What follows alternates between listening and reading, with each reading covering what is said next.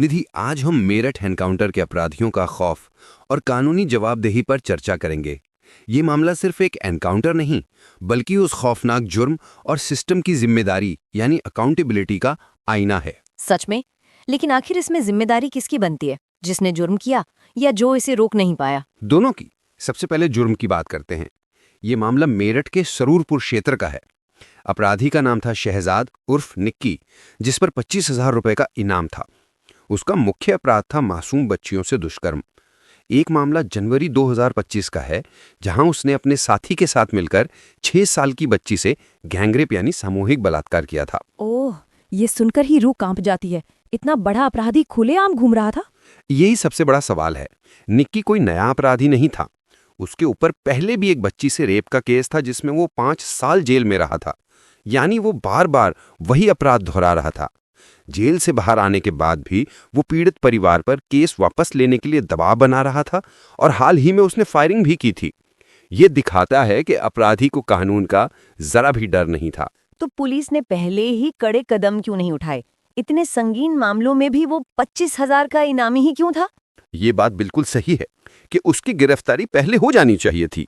आधिकारिक रिकॉर्ड्स के अनुसार निक्की पर 7 से 8 संगीन मुकदमे थे, जिनमें यौन अपराध संरक्षण अधिनियम यानी पॉक्सो एक्ट के तहत मामले भी शामिल थे। पुलिस सूत्रों का कहना था कि वो लगातार जगह बदल रहा था और जंगल के इलाकों में छिप रहा था। 13 अक्टूबर 2025 की सुबह मुखबिर यानी इन्फॉर्मेंट से सूचना मिलने पर पुलिस ने उसे सरूरपुर के जंगलों में घेरा। और फिर क्या हुआ? उसका तरीका बेहद खौफनाक था। उसका मोडस ऑपरेंडी यानी काम करने का तरीका था कमजोर शिकार और धमकी। वो छोटी बच्चियों को निशाना बनाता था, कई बार लालच देकर, जैसा कि जनवरी 2025 के केस में सामने आया कि 20 रुपए का लालच देकर बच्ची को गन्ने के खेत में ले जाया गया। उसका दूसरा तरीका था आतंक पैदा करना। आतंक? हाँ, जैसे ही केस दर्ज हुआ, उसने न्याय प्रक्रिया यानी जस्टिस प्रोसेस को प्रभावित करने की कोशिश की। पीड़ित परिवार पर लगातार दबाव बनाया, उन्हें धमकाया और यहां तक कि पीड़िता के घर पर गोलीबारी करके उन्हें डराया। ये केवल अपराध नहीं था, ये दिखाता था कि अपराधी पुलिस और न्यायपालिका यानी जुडिशरी को चुनौती दे रहा था। इसे हम ऑब्स्ट्रक्शन ऑफ जस्टिस यानी न्याय में बाधा भी कह सकते हैं। मतलब वो जानता था कि वो पकड़ा नहीं जाएगा, इसलिए उसने इतना हौसला दिखाया। कुछ हद तक।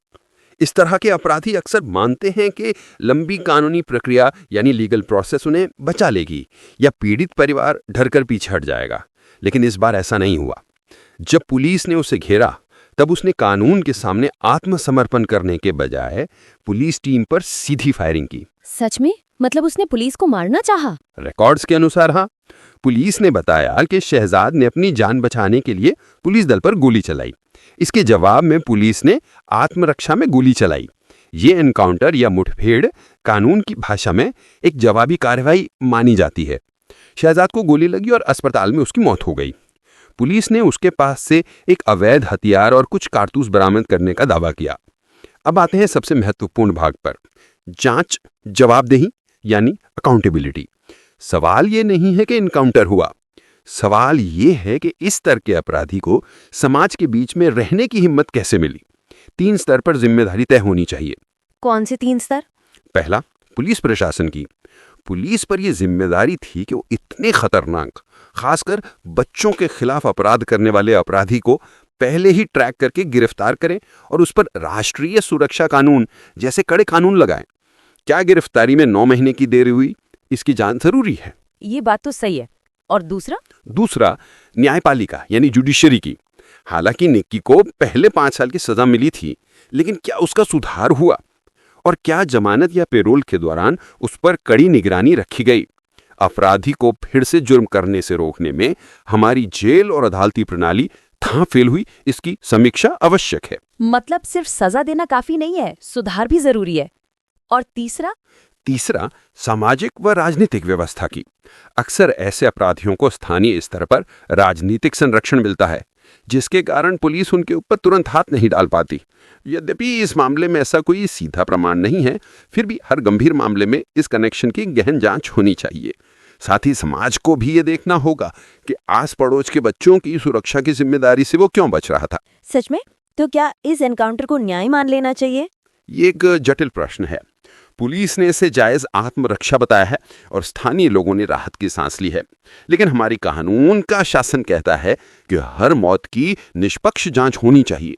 सुप्रीम कोर्ट के दिशा निर्देशों के अनुसार हर एनकाउंटर की मजिस्ट्रेट जांच और मानवाधिकार आयोग द्वारा समीक्षा अनिवार्य है।